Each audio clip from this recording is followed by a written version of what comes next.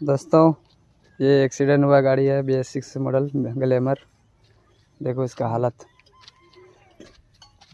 देखो इसका क्या हाल समाचार है। हाल का पूरे चले गया है।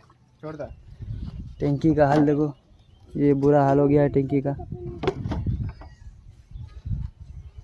गजब गजब हो गया ये, गजब नहीं। बेड पे सो गया है, अच्छा से सो गया। इंजन इधर पड़ा हुआ है। ये मेंढक के जैसा हो गया मरा हुआ मेंढक।